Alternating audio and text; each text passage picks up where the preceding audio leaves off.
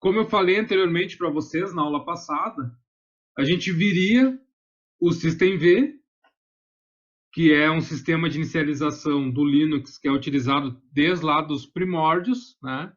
E, na aula de hoje a gente falaria sobre o System-D, que gradativamente está sendo, digamos, implementado na maioria das distribuições Linux atuais, embora, né, ainda haja compatibilidade do System-D com o System-V. Então, se vocês visualizarem, né, aqueles scripts que estão lá no init.d, ainda existem aqui também no sistema, por exemplo, no Debian 10 que nós estamos utilizando, ele tem também aqueles diretórios e o sistema continua com a compatibilidade para poder executar aqueles scripts que são basicamente típicos, né, do System-V. Depois a gente vai ver um pouquinho como que acontece essa compatibilidade. Mas falando aqui sobre o System-D especificamente, ele não é, embora a gente fale atualmente System-D, ele não é nada novo, então ele já tem 10 anos. A primeira versão dele foi desenvolvida pelos engenheiros da Red Hat lá em 2010. Então a primeira versão, ele foi desenvolvido em 2009, depois em 2010 a primeira versão foi liberada. E aí então algumas distribuições começaram a adotar o System-D, como eu vou mostrar na sequência. E a principal função dele é prover um sistema gestor de serviços.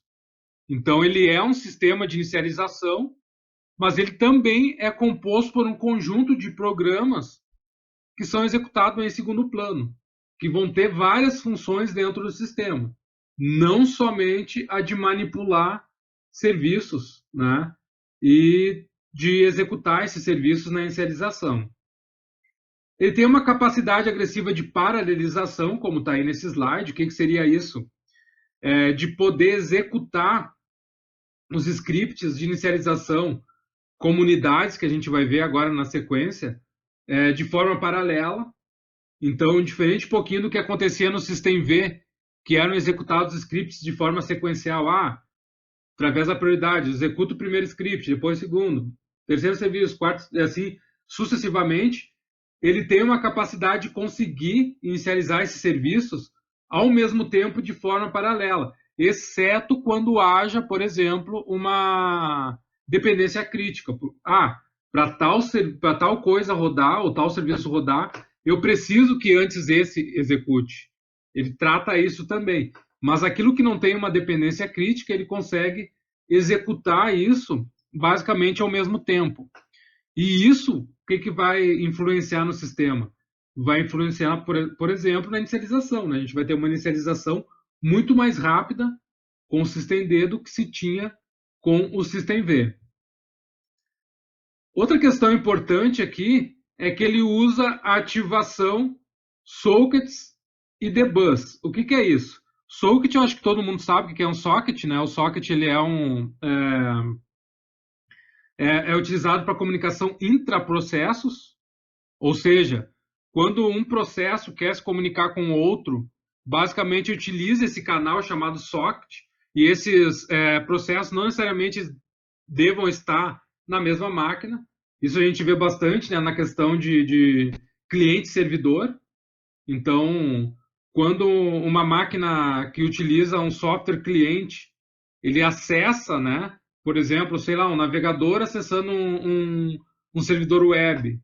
Essa comunicação entre cliente, entre o processo que o cliente está tentando, né, fazer a comunicação com esse processo que está rodando dentro do servidor, ele se dá por meio desse socket.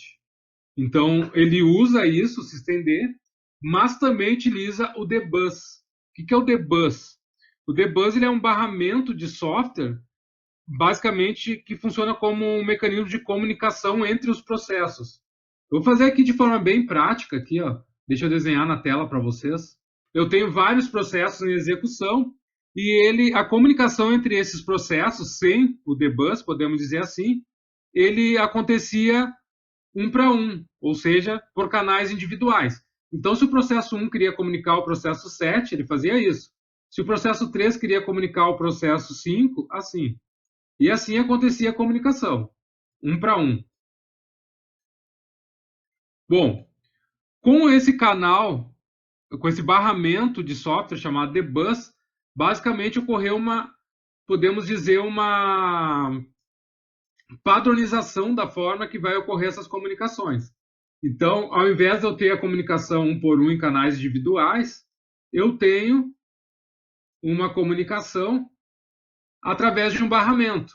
Então, eu tenho um barramento aqui e a comunicação entre esses processos ela se dá por meio desse barramento. Isso que é o dbus. Então, se esse processo aqui, se o processo 1 precisa se comunicar com o processo 8, ele vai se comunicar por meio desse canal. Se o processo 4 quer se comunicar com o processo 1, a mesma coisa. Então, ele utiliza esse barramento chamado dbus para a comunicação dos processos utilizando um único canal compartilhado. Ele implementa uma lógica de controle de serviços elaborada em dependências transicionais. Então, o que são essas dependências transacionais? É aquilo que eu falava anteriormente, a capacidade dele poder trabalhar de forma com paralelismo, né, com os scripts que estão sendo executados na inicialização, e ainda, né, ele consegue suportar os init scripts, que são aqueles que a gente trabalhava na aula passada com o sysv init, né, ou systemv, que são padrão sysv ou LSB. O que é o LSB? Linux Standard Base. Lembrando que o Linux Standard Base nada mais é do que, traduzindo, né, que é a base padrão do Linux, ele foi um projeto entre diversas distribuições Linux que tentaram organizar melhor, ou melhor, padronizar, podemos dizer assim, as distribuições, principalmente questão de estrutura de sistema, como, por exemplo, a hierarquia de diretório, a estrutura organizacional, né, do sistema, como também a estrutura de softwares, arquivos de configuração. Então, uma tentativa de padronizar isso dentro das distribuições.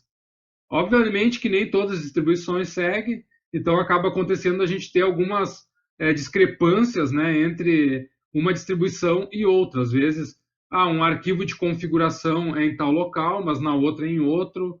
Às vezes ele tem um nome numa, mas tem outro nome no outro, tem a mesma função. Então, houve uma tentativa de padronização nesse sentido, e isso, então, é o LSB, Linux Standard Base. E aí, só para vocês terem uma ideia de adoção do systemd,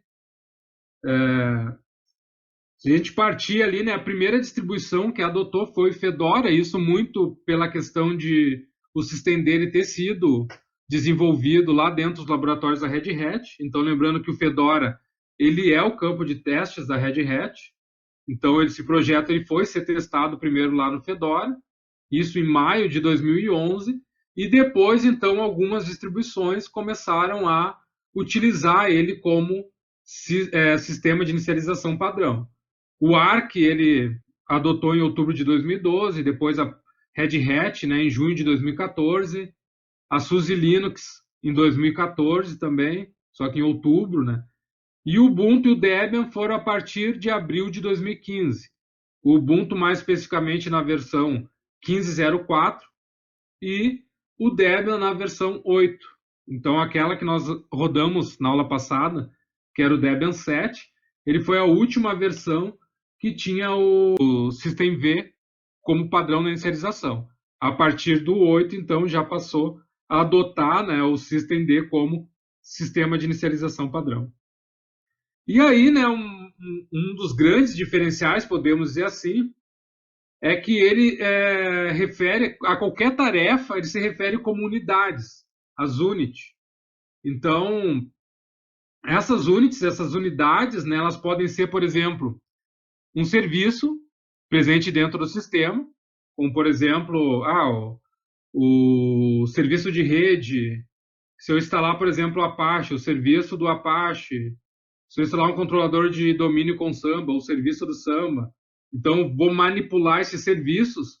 Esses serviços são chamados de unidades service. Então, todos os serviços eles vão ter a extensão do arquivo, né? Podemos dizer assim, por exemplo, apache.service, samba4.service, porque são serviços que são gerenciados, né, pelo systemd. Pode ser pontos de montagem, que são os pontos mount, e aí são arquivos de configuração, né, que codificam as informações sobre um diretório controlado e supervisionado pelo systemd. Nesse caso, pontos de montagem poderiam ser partições de discos ou, por exemplo, de unidades externas, como HD externo, pendrive. Então, ele vai tratar como uma unidade chamada ponto mount. Poderia ser dispositivos, ponto device, ou então sockets, que a gente já sabe o que é, ponto sockets, entre outras, né? Então, ele não trabalha só com o serviço como a gente viu anteriormente. Ele vai começar a trabalhar também com outras unidades e ele vai ter, então, um poder de gerenciamento maior dentro do sistema operacional. E aí, para a gente ter uma ideia, olha a complexidade que é o systemd. Então, ele vai desde bibliotecas que ele utiliza a nível de kernel, que é aqui embaixo, até um nível mais alto, que é o nível de utilitários, para o usuário poder utilizar, para o administrador, no caso, né? Então, ele passa pelas bibliotecas, passa pelo núcleo do systemd, depois pelas targets, que eu vou explicar agora na sequência, por alguns daemons que são necessários rodar para que ele funcione, até chegar aos utilitários que são utilizados pelo administrador ou pelo usuário do sistema. Então, passando rapidamente aqui, só para vocês terem uma ideia, mas o cgroup, na verdade, ele é o nome dele é Control Groups, ou seja, grupos de controle. A funcionalidade desse módulo do kernel, especificamente, é muito interessante porque ela aloca recursos computacionais, por exemplo, processador, memória, até largura de banda, por exemplo, para processos ou grupos de processos. Então, eu poderia, né? O sistema pode definir um grupo de processos e definir para eles que eles podem esse grupo de processos podem utilizar tanto de memória, pode utilizar tanto de processamento. Ele consegue isolar esses grupos de processo e definir recursos para esse grupo de processo. Então, o sistema dele utiliza isso. Então, ele consegue utilizar, definir recursos computacionais para determinado grupo de processos que ele administra. Depois ali o AutoFS, né, que ele fornece montagem automática, por exemplo, de mídias removíveis ou de compartilhamento de rede. Isso é função desse módulo do kernel, é trabalhar com a questão de montagem de dispositivos externos. Subindo um pouquinho questões de bibliotecas, né, aí vocês podem ver que já aumenta um pouquinho. Ele utiliza a biblioteca dbus, que a gente já sabe o que é aquele barramento. O libpan, que é um mecanismo para flexibilizar a autenticação de usuário. Você já deve ter escutado falar no PAN do Linux. O PAN do Linux ele é uma biblioteca de autenticação. Tá? Então, ele utiliza essa biblioteca para os usuários poderem se autenticar no sistema. O libcap, que é uma biblioteca de captura de pacotes, ele também utiliza essa biblioteca. O libcrypt setup, que é uma biblioteca de suporte à criptografia de disco. Então, por exemplo, eu falava antes ali, né, de criptografia de disco. Ele utiliza essa biblioteca aqui para poder ter suporte a esse tipo de criptografia. O TCP Wrapper, que ele é um programa de controle de acesso à rede. Vocês já devem ter escutado falar também, alguma outra disciplina aí de rede. O libaudit, que ele é uma biblioteca de estrutura de auditoria do kernel. E o libnotify, ou Norify, né, que é uma biblioteca de notificação de ambiente de trabalho. Então, ele utiliza uma série de bibliotecas aí para que ele possa funcionar corretamente.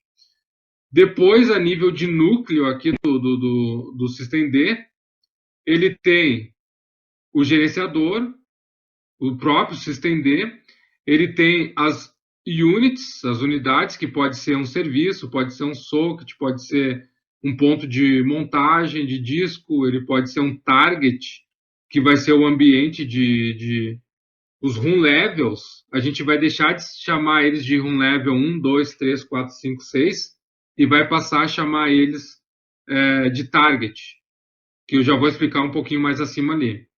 Então, swap, tempo, path, snapshots, então ele tem algumas units aí que podem ser utilizadas.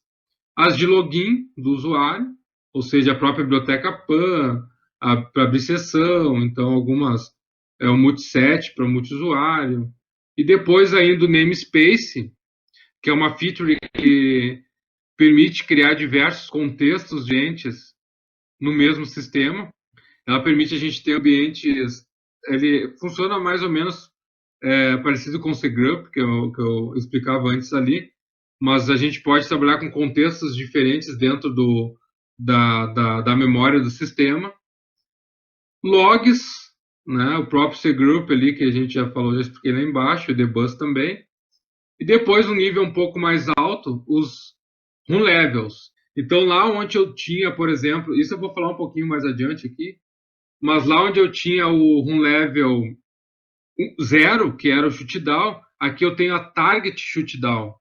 Lá onde eu tinha o run level 6, que era o reboot, aqui eu tenho o target reboot. Ou melhor, o reboot.target, né? E o shootdown.target. O ambiente de multiusuário, eu tenho multi-user.target.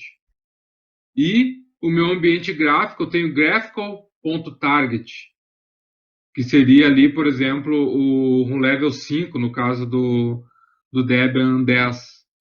As sessões de usuários e os daemons, que são os processos que rodam dele, né? Que é o login.d, o journal.d, systemd e user session, né? Que são uma responsável pelo login dos usuários, outras pelo o journal. Quando a gente fala de journal, vai ser referente aos logs do usuário, o próprio systemd e as sessões de usuários. E, por fim, uma camada mais alta lá, a nível de usuário, que são os utilitários. O systemctl, que é a ferramenta que a gente vai utilizar quase que para tudo. Quero startar um serviço, systemctl. Quero ver logs, systemctl. Quero tirar um serviço de inicialização, systemctl. Quero colocar um serviço de inicialização, systemctl. Quero mudar um level padrão do sistema, systemctl. Tá? Então, ele centraliza tudo nessa ferramenta. Então, acaba ficando mais fácil, né?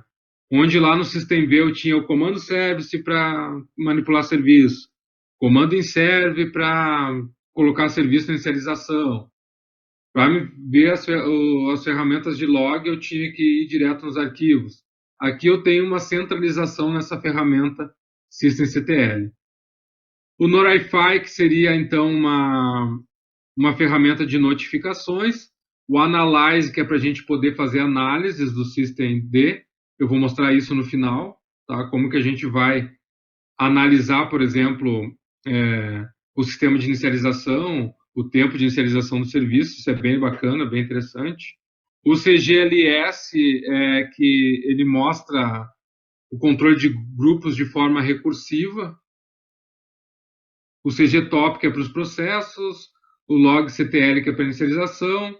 O journalctl, que é utilizado para os logs. Ele tem uma ferramenta específica que eu posso utilizar para os logs.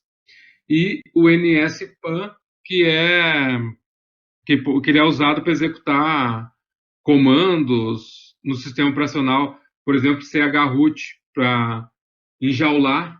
Eu posso pegar uma pasta, isolar ela e rodar um chroot ali dentro.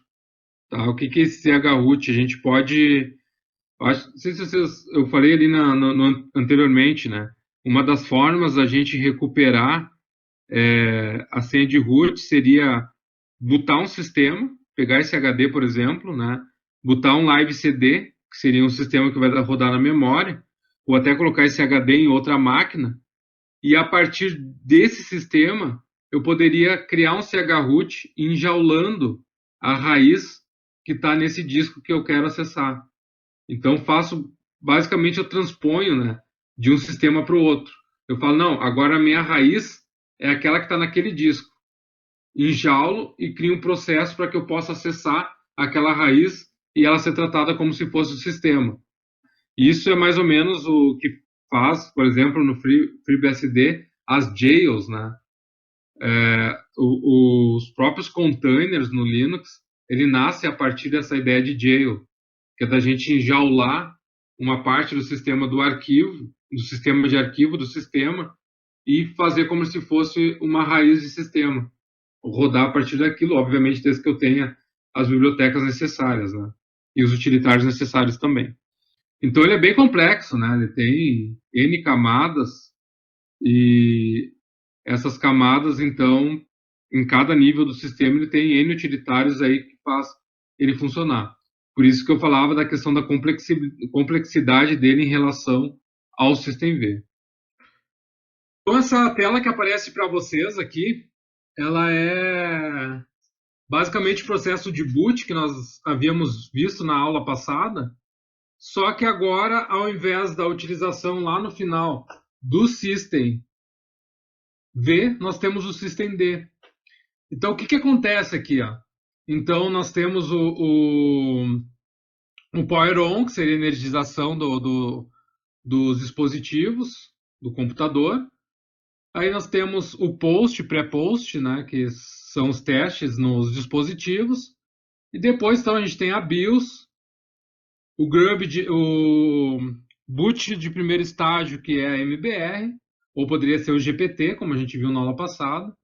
A gente tem, então, o grub, e a função do grub é, então, carregar o VM Linux Kernel Image, que seria a imagem do kernel, e depois extrair a init-RAM FS Image, que seria um sistema de arquivo na memória que ele vai carregar para poder, então, carregar o kernel e se estender. Vai carregar o kernel, e depois o kernel ele vai startar o primeiro processo, que aí, no caso da aula de hoje, é o systemd. O systemd ele vai ler as configurações que tem dentro de etc/systemd. Então, vocês lembram, né, que no systemv ele lia o arquivo etc inittab. Agora é um pouquinho diferente. Ele vai ler o diretório etc/systemd. Depois ele vai ver os arquivos que estão linkados lá para etc systemd system default target. Esse default target seria o nível de execução default, que ele pode estar um graphical ponto target. Eu posso linkar o arquivo graph. Vou mostrar agora para vocês na prática ali, tá? Mas existe um arquivo chamado graphical.target, que é responsável por inicializar o sistema em nível de ambiente gráfico. Então, se eu quero que o sistema inicialize em nível de ambiente gráfico, eu vou linkar esse arquivo lá nesse outro, né? Vou criar um link chamado default target para esse arquivo, então, graphical.target, que é responsável por carregar o ambiente gráfico. Se eu quero, por exemplo, modo monousuário, eu vou ter que linkar esse default target para o arquivo .target responsável pelo modo monousuário, que é rescue mod. Então, é rescue.target o nome do arquivo. Então, ele vai fazer essa sequência. Então, na verdade, ele só vai mudar onde? Vai mudar aqui no final, no systemd. Ao invés de carregar o systemv, ele vai carregar o systemd. Então, o que acontece? BIOS, grub, o kernel, o grub, né, ele vai descompactar o kernel, vai descompactar o systemd, só que ao invés de ele ver em qual room level, com aqueles valores 0, 1, 2, 3, 4, 5, 6, ele vai ser o default, ele lê esse arquivinho aqui chamado default target. E esse default target, ele pode estar, por exemplo, no modo rescue target, que seria equivalente ao 1, lá no systemv, né? Ou então no multi-user target, que seria equivalente ao 2, lá no systemv, e ele carregar esse cara. Esse default target ele vai estar linkando para um room level qualquer, ou multi-user, ou graphical, ou rescue, aquele que a gente criar esse link aqui para o modo, depois eu vou mostrar para vocês como que a gente vai mudar o room level padrão.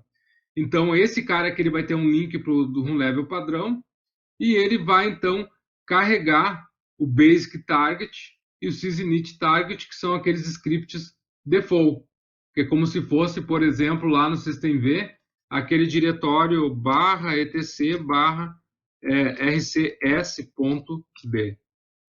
Tá? São esses dois aqui. Então é mais ou menos parecido, só que muda os nomes. Esses caras são equivalentes ao rc.s.2. Esse aqui seria equivalente a carregar o que está dentro de barra etc barra rc2.d. Isso. Tá? E esse aqui seria o default que a gente colocou lá dentro do arquivo init tab lá no systemv. Tá? Ao invés de ler aquele arquivo init tab, ele lê esse arquivo default target. Ele vê qual é o nível que está definido como padrão, que poderia ser, por exemplo, o rescue, que lá seria o nível 1, que seria o modo monousuário, ou então o 2 aqui. Aqui eu estou dando exemplo de 2, né? O nível 2, que seria o multi-usuário. Então, aqui seriam alguns exemplos. Então, muda um pouco, mas a ideia ela é parecida. Só muda os nomes. Ao invés de eu ter o rc.d lá, eu vou ter os target, basic target, system init target, que são uns scripts, que vão fazer o quê? Vão carregar junto com o meu nível que eu defini, que pode ser rescue target, multi-user target, pode ser graphical target, que a gente vai ver na sequência. Então, vou mostrar aqui no... Deixa eu compartilhar com vocês a minha tela. Ó, ele continua tendo, por exemplo, o comando runLevel. Tá? Ele me mostra que está no número 5. Então, ele tem compatibilidade ainda com aqueles níveis de execução que nós vimos lá no systemv. Só que se a gente colocar, por exemplo, o comando pstree, que a gente viu na aula passada, para poder ver os processos em árvore, vocês vão ver aqui que o primeiro processo é o systemd. Então, aqui eu já tenho uma evidência, né, que nesse sistema, o sistema de inicialização default é o systemd. Então, ele é o processo número 1, que a partir dele dispara os demais processos. E aí eu não tenho, por exemplo, aquele arquivo barra etc barra init tab. Ó, não existe. Mas eu tenho diretório que fica dentro de barra etc, que se chama systemd. Mas aqui a gente já vê uma diferença, né? Embora eu ainda tenha o diretório init.d. Embora com menor proporção, né? São menos scripts, mas eu ainda tenho esse diretório. E também eu ainda tenho, lá dentro de etc, os arquivos, os diretórios, né? rc.d. 0, 1, 2, 3. Então, ele tenta ainda fazer uma compatibilidade com isso. Embora eu não tenha, por exemplo, o comando inserve. Ó. Mas, como eu falei para vocês, eu posso instalar. Então, ele tem a estrutura anterior, mas tem uma estrutura nova também. Para quê? Para que haja essa compatibilidade. Ok, deixa eu ver aqui nos slides o que mais nós temos. E aqui é só, né, os diretórios, que eu vou falar para vocês. Os arquivos responsáveis pelo serviço no systemd estão localizados lá no lib systemd system. Então, posso colocar scripts lá dentro desse cara aqui. Já aqueles scripts que são do administrador, né, do root, eu posso colocar dentro de etc systemd system. Poderia utilizar o init.d? Eu posso utilizar ainda, tá? Embora não seja o mais recomendável, mas eu posso tranquilamente usar os scripts em initd, porque ainda tem essa compatibilidade. E o comando systemctl ele vai ser basicamente o comando usado para introspecção e controle do systemd. Então vai ser centralizado neste comando aqui, systemctl. Uma coisa bacana que tem também com o systemctl é que eu posso utilizar essa opção aqui, ó, "-h", ou essa opção "-h", e acessar remotamente uma máquina. Então, eu poderia, por exemplo, dar um reboot no sistema remotamente, sem precisar autenticar nele via SSH e rebootar. Eu poderia enviar o comando sysctl-h, colocar o nome do usuário, @o IP, se tiver o SSH rodando lá, e disparar um comando. Ou reiniciar um serviço, ou reiniciar o sistema, ou colocar um serviço de inicialização. Tá? Então, ele tem essa funcionalidade também. E aí, fica tudo centralizado, então, no comando sysctl. Vamos dar uma olhada nele, então. Ele vai nos trazer todas as units, ou as unidades, que startaram junto com o sistema. Tá? Então, é uma caralhada de coisa aí. É uma quantidade bastante grande aí de serviços, de scripts, tá? Então, com esse comando, a gente pode visualizar. Óbvio que ele traz um pouco bastante poluído aí, né? Mas tem outros comandos que a gente pode filtrar, tá? Que eu vou mostrar na sequência. Mas aqui ele me mostra tudo que foi carregado na inicialização, ou seja, que foram executadas. Para sair é um Q. Q de kit. Tá, isso aqui. Por exemplo, eu poderia utilizar aqui o list também, ó, list traço unit. Units. Ó. É a mesma coisa, tá? Mas o default do comando, o default do comando sysctl é essa opção list units. Eu poderia colocar a opção menos menos filed, assim, para ver se alguma falhou. Eu posso, depois que iniciar o sistema, executar um sysctl menos menos filed e ver se qual é a minha unidade que falhou. Nesse caso, não teve nenhuma aqui, né? Mas se, sei lá, a rede não inicializou, ele poderia me mostrar aqui que uma das unidades falhou e me dizer que essa unidade foi a rede, tá? Então, é bem útil esse comando. Falando de manipular uma unidade, o comando seria assim, ó, systemctl. Ele vai ser ao contrário. Lembram que lá no service a gente fazia assim, né? Service, o nome do serviço, e eu dava o start no final. O sysctl vai ser ao contrário, tá? Ele vai ser assim, ó. Systemctl vai primeiro a opção stop, start, restart, reload e depois o nome do serviço. Então, por exemplo, se a gente pegar novamente aquele Network Manager que está lá no canto lá, ó, e executar aqui, por exemplo, um restart network traço manager. Opa, faltou aqui o CTL aqui. CTL. Aí. Ó, notem que ele restartou o serviço lá. Tá? Se eu quiser parar ele, vou executar um stop. Ó, sumiu de lá. Ó. Quero iniciar ele, um start. As opções são as mesmas, tá? A única coisa que muda é que agora ele é com o comando sysctl.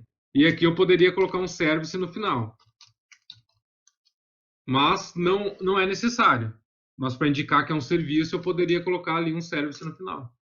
Então, passa, né, a utilizar o sysctl. E quando eu dou um status, ó, o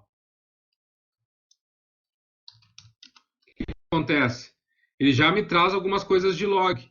Como ele consegue gerenciar os logs também, isso é bastante bacana, ele sempre vai trazer as últimas 10 linhas do arquivo de log. Então, aqui não teve nenhum erro, né?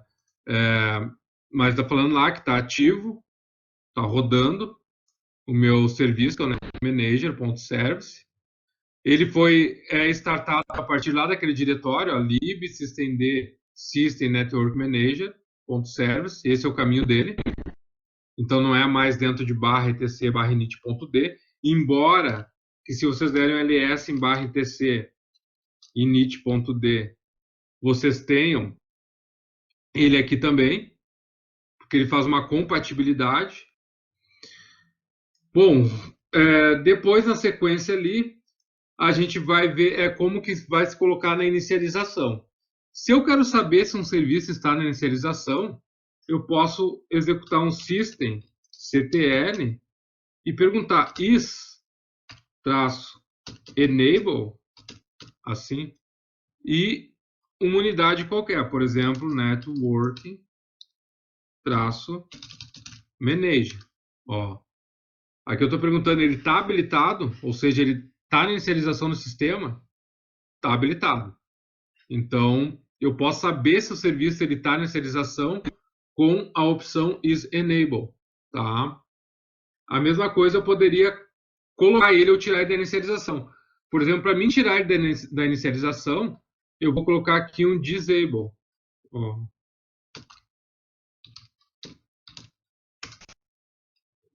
Ok. Agora eu posso perguntar de novo, ó, se ele está habilitado. Ó, disable.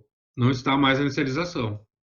Então, é bacana que é tudo no comando systemctl. Eu acho mais prático, né? Porque eu tiro da inicialização, eu manipulo o serviço, eu vejo os logs. Então, quero colocar na inicialização de novo. É só dar um enable nele. Ó. E ele coloca na inicialização.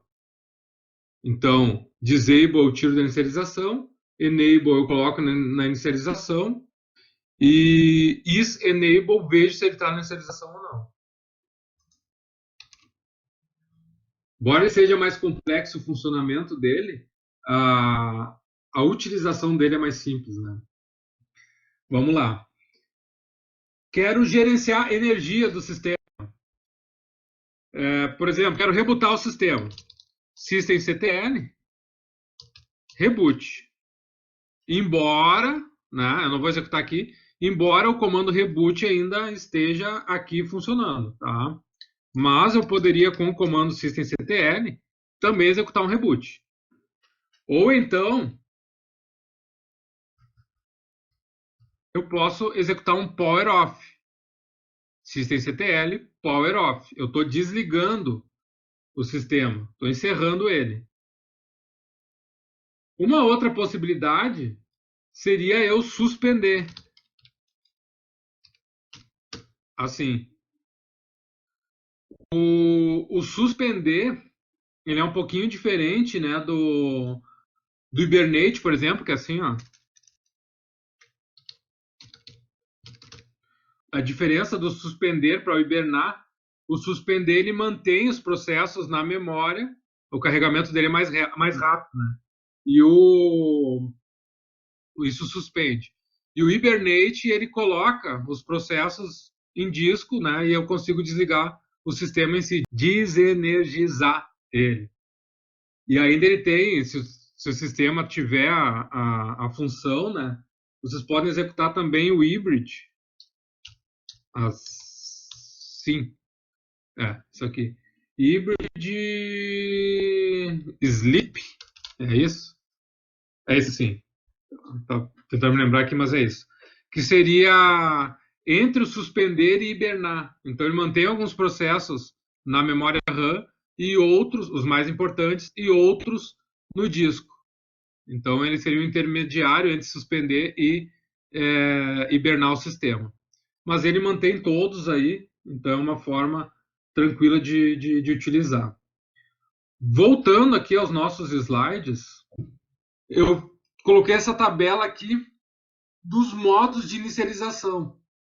Então, como que era lá no SysV, no systemv, e como que é agora no systemd.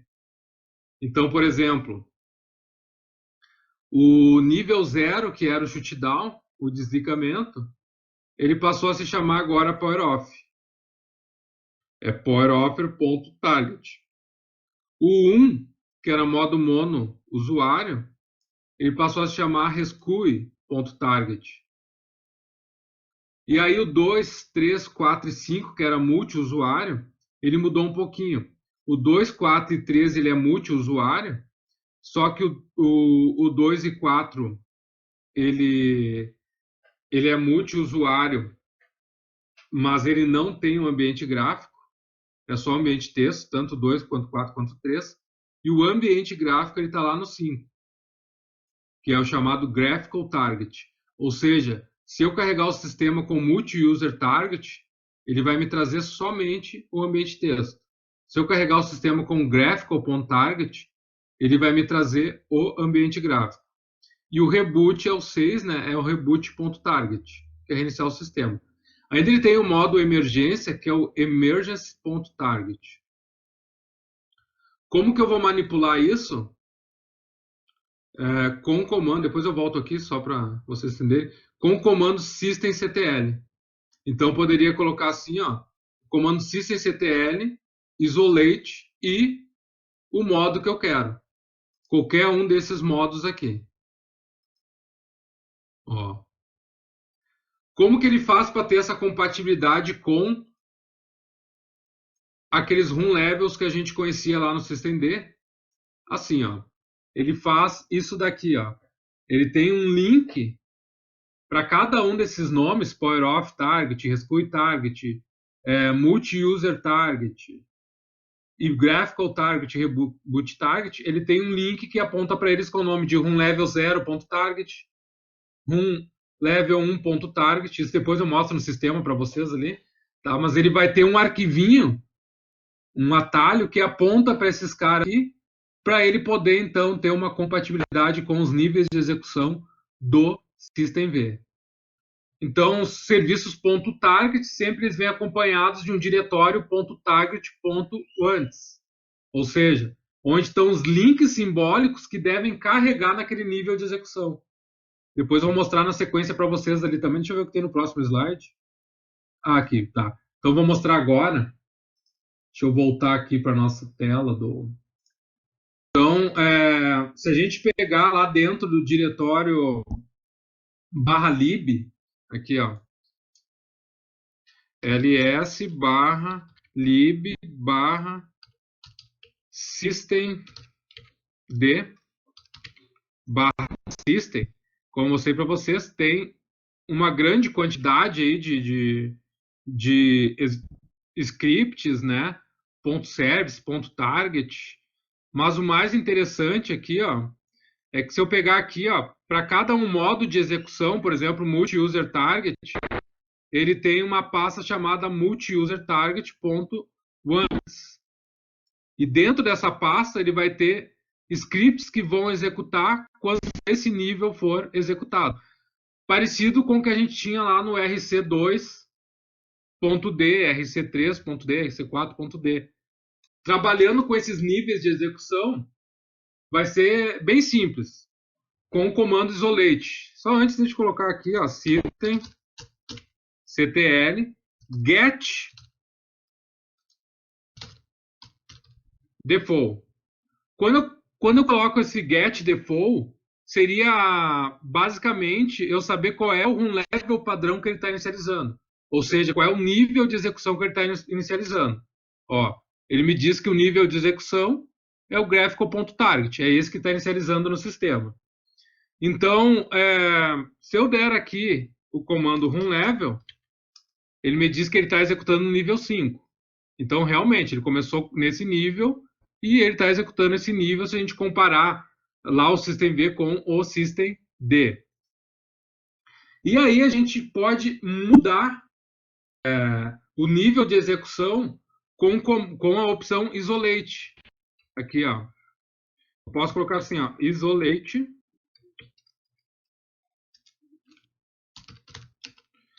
E colocar em qual modo de operação ou qual modo de execução eu quero que o sistema execute. Se eu colocar aqui, por exemplo, um reboot, ele vai reinicializar.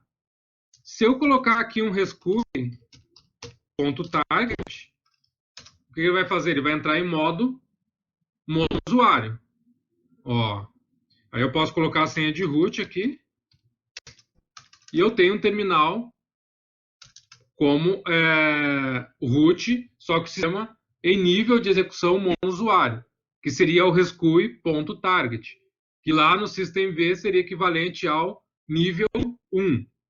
Então, aqui eu poderia novamente executar o comando systemctl com a opção isolate e dizer qual o nível que eu quero mudar agora. Graphical ponto target. Ó. E aí ele vai voltar o ambiente gráfico para mim. Só voltar aqui nos slides, enquanto ele inicia ali. Isso aqui a gente já falou, já vimos também. O get default foi o que a gente viu agora. Depois, como que eu vou fazer a mudança de nível de execução. E aí aqui, ó, eu falava para vocês que o arquivo que armazena, né, qual nível default que ele vai executar, é esse arquivo default.target. Então ele fica lá dentro de /etc, /systemd, /system. Se vocês derem um ls-l nessa pasta, vocês vão ver que está lá dentro o arquivinho default.target. E é esse arquivo aí, então, que é um atalho para o nível de execução que está lá dentro de lib, /systemd, /system. Então, assim que ele faz essa ligação. Se a gente pegar, deixa eu voltar aqui para o sistema, que ele já carregou. Aí a gente pode ver isso de forma mais... Deixa eu autenticar. Apareceu, né? Então, a gente... Aqui, ó. De novo aqui, vou abrir o terminal.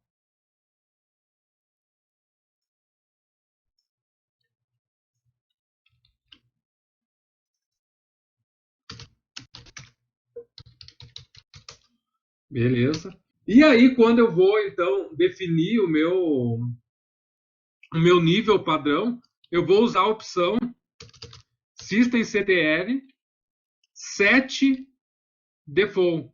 Olha só, set-default.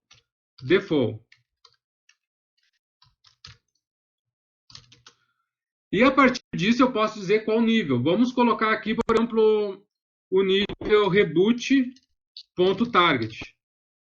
Eu estou dizendo, né, que o nível de execução, olha só, agora ele criou para mim lá o arquivo default target. Ó, deixa eu colocar aqui. Olha só o que ele criou para mim agora lá. Ó, o arquivo default target que aponta lá para o lib systemd system reboot. Então, a partir de agora, eu estou dizendo que meu nível de execução default é o reboot. Então, se eu der um reboot aqui, o sistema vai ficar eternamente rebutando, como a gente fez lá no systemv. Então, tanto no systemv quanto no systemd eu posso fazer essa alteração. Ó, já era. Ficou reiniciando. Então, ele só descompacta o kernel, é muito rápido, e já rebuta de novo.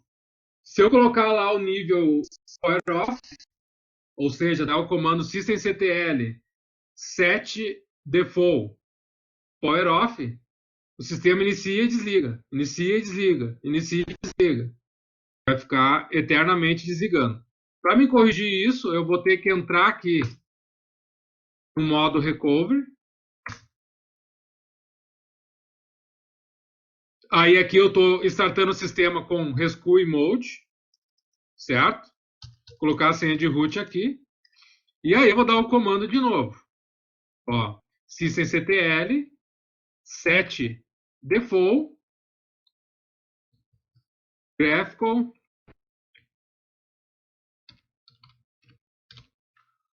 ponto target.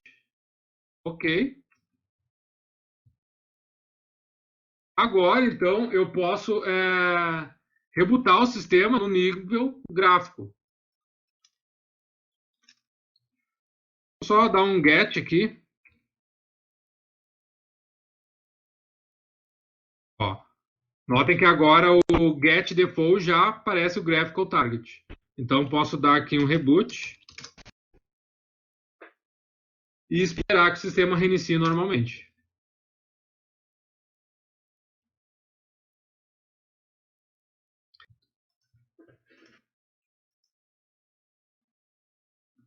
Tá, isso aqui foi o que a gente fez agora ali, né? Primeiro a gente isolou um ambiente, isso aqui a gente poderia fazer de forma manual. Aqui a gente definiu então com set default e a target. E aqui um exemplo, aqui é o multi-user, no caso a gente usou o graphical.target. E essa ferramenta aqui que eu queria mostrar para vocês, que é o System Analyze, que ele é uma ferramenta que a gente pode criar uma imagem gráfica vetorial para a gente poder analisar a inicialização no sistema, todos os serviços que inicializaram e ver qual é que está demorando mais, principalmente se a gente tiver uma demora para o sistema inicializar. Tá? Eu vou voltar aqui na máquina para a gente ver isso daí na prática, que é bem bacana. Aí apareceu na tela, né?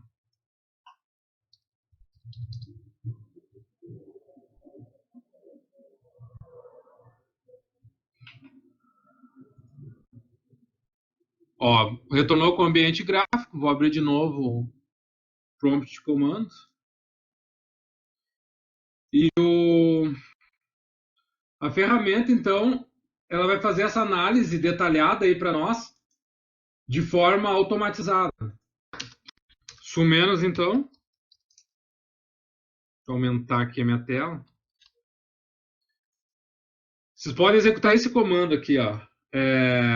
systemctl traço... Não, é systemd, na verdade, systemd traço analyze. Essa é a ferramenta aqui, ó. E a gente pode executar o comando, a opção plot, e escrever ele dentro de um arquivo, lá dentro de home, o usuário, no caso meu aqui, eu acho que é Dornelles, aí cada um coloca no seu usuário aí. Eu vou colocar no desktop, só para achar ele mais fácil ali no... Não, melhor, documentos, aqui.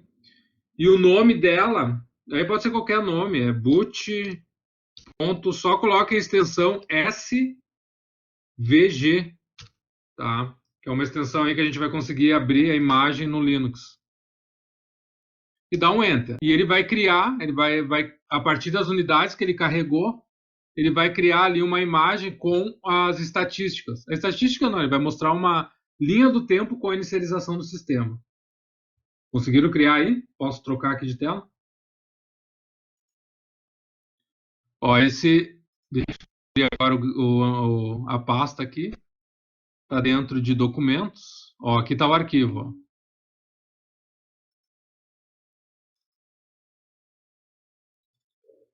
Deixa ele abrir aqui. Cada um desses nome pequeno que tem aqui é uma unidade que startou. Toda essa barra aqui é o tempo que o sistema levou para iniciar, que deu 19 segundos. Aqui no meu deu 19 segundos. Então o sistema inicializou em 19 segundos. Desde que ele startou o systemd, né? Na verdade, o systemd ele levou, porque aqui tem o kernel. Ó. O kernel levou 2 segundos para startar. E depois o systemd levou mais 19 segundos. Então levou 21 segundos aí para inicializar o meu sistema. Depois o systemd ele mostra todas as unidades que startaram. E aí eu posso ver aquela que demorou mais. Essa barrinha vermelha aqui é a barrinha de inicialização. Tem uns que não levaram nem 1 milésimo de segundos ainda. Alguns levaram um tempo maior. Por exemplo, a minha interface de rede levou 2,3 segundos. Mas lá embaixo teve um com mais tempo. Ó. Aqui, ó. O que demorou mais foi esse Plant aqui, Kit. Eu não sei exatamente o que ele faz, mas foi o que levou mais tempo para inicializar. O Networking, que é o serviço de rede, levou 3 segundos. Então, eu poderia fazer uma análise do meu sistema, da inicialização do meu sistema, a partir desse gráfico. Isso, se ele está demorando para inicializar, eu poderia saber o que está causando essa demora. E se for um serviço que para mim não interessa, eu posso tirar ele da inicialização com o disable, por exemplo. Entenderam? Então, isso ajuda bastante a fazer uma auditoria assim na inicialização do sistema. Então, basicamente, é isso que a gente tinha para hoje. Né? Então, dá uma visualizada melhor no SystemD. Então, o que a gente pode ver é que tudo fica centralizado basicamente na ferramenta SystemCTL. Então, é a partir dela que a gente vai colocar serviços na inicialização, vai manipular os serviços, a gente vai mudar os níveis de execução. Então, ela centraliza bastante coisa no SystemD. Além disso, né, a gente consegue ter informações mais detalhadas, por exemplo, dos serviços. Quando a gente executa o status, ele traz logs junto, porque também a ferramenta trabalha com essa gestão dos logs. Por isso que ela é bastante complexa, né? A gente viu ali. Eu fiz questão de falar um pouco naquela parte mais teórica ali, de conceitual, da estrutura dele como um todo, para vocês poderem entender que realmente ele é bastante complexo.